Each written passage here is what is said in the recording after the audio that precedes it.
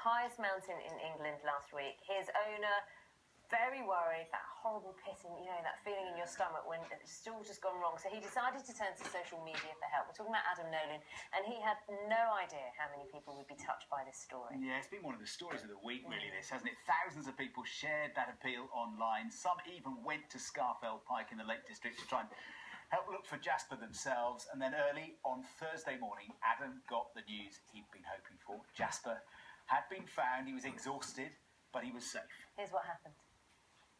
You just called out my name. I looked around and it was honestly as if aliens had abducted him. Normally, if he gets 20 feet away from me, you know, I hear him bark. He's my shadow. I saw the picture of him on Scafell with his dog, and I just felt compelled to get involved and come and help. Some people say, well, he's just a dog. To me, he's not. He's my world, and there's a massive void every time I go home. All you got to do is call. Lord, I'll be there, yes, I will. You got a friend. You got a friend, yeah. I think somebody's happy to see his dad.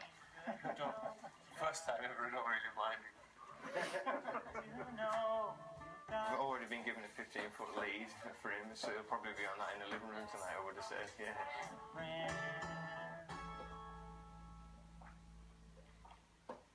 He's in our living room this morning. I'm delighted to say that Jasper's here, looking very relaxed, I have to say, with his owner, Adam, and also with Sean Hesmanhulst, who's one of the volunteers who helped with the search. Good morning to all of you. Good morning. A happy ending, Adam. I bet you thought you wouldn't have this moment to see him again. Not at all. Like you say, it is the fairy tale ending, really. Yeah, definitely. Yeah, it's just it's a polar opposite thinking of where we were 3 days ago on Scafell Pike, looking for him, -10 conditions, and you know, here we are, a blue warm studio, and he's here on my lap again. So. And I think he snuck a couple of sausages in a little earlier on, but good for him. Don't tell me about that. The crew is completely besotted with him. What happened? Because you're a regular fell walker, you're familiar with the Lake District, and he's used to being out with you. Oh, definitely, yeah. So what happened? Around most weekends. I still can't explain it, really. I mean, something that goes through my head quite a lot. We took a navigation ladder at the top of Scafell Pike and descended a gully that I wasn't expecting to descend. Realised that about halfway down, my Jasper was still with me.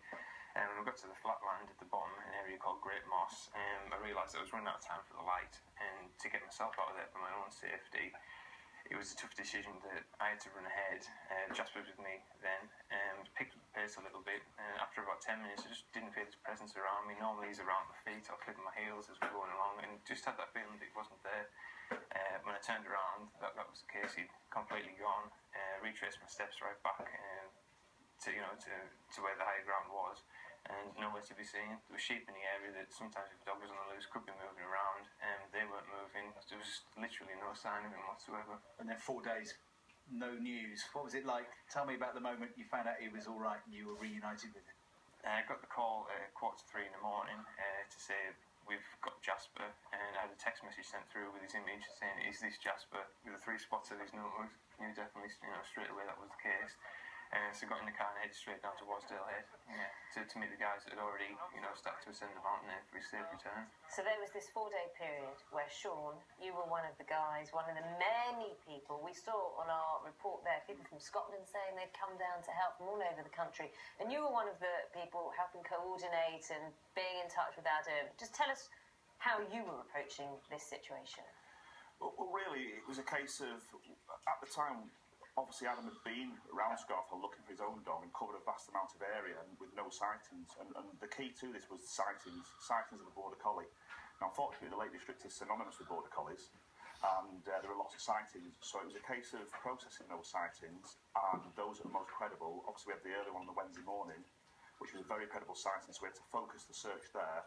And look at all those volunteers, spreading them around an area so that we could cover as much of the ground as we could in as quick a time as possible. Did it surprise you how many people were so keen? Because this went viral, I think it's fair to say. Did it surprise you how many people were willing to help? It was fantastic. I mean, it wasn't just the people that we knew about. There was people out there that we didn't know about for searching. I mean, I was searching a particular area, and an elderly lady pops up with a massive dog.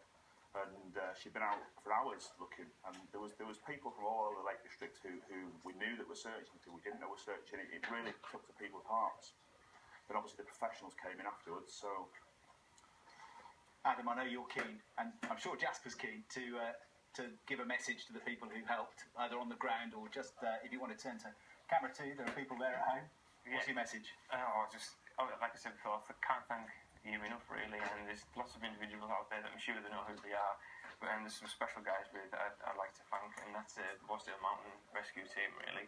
Without the kind of selfless work that those guys do, just wouldn't be possible to have Jasper on my legs. Well, sorry, on my lap right now. So it's those guys, and especially Jeff. You know, the heroic efforts that Jeff put in is the reason why all this was successful. And everyone seems to forget as well the initial sighting. You know, that gave us the evidence really to lead us to that area, which was a guy called Anthony Nobbs, which I haven't had the chance yet to thank Anthony, but hopefully he gets his message now. But I'm sure he will. Thank you. Does he usually sit there with his tongue poking out? Normally our hashtag sun's out, tongue's out. So yeah, every day I wake up every morning to a crispy tongue. It's quite unusual. Are you taking him to the Lake District this weekend? Well, we live there, so yeah, we'll be heading out. It will be a short one this time. So. On the lead? On the lead, yeah. On the lead, okay. Adam, Sean, and of Thank you. course Jasper, Sleepy Jasper. There we go. Thank you so much for coming in. Thank you. And brightening up our morning. Thank you. Is Ben going to do the same thing? I think there's a little bit of sunshine out there. Fingers crossed. Yes, indeed. Good morning.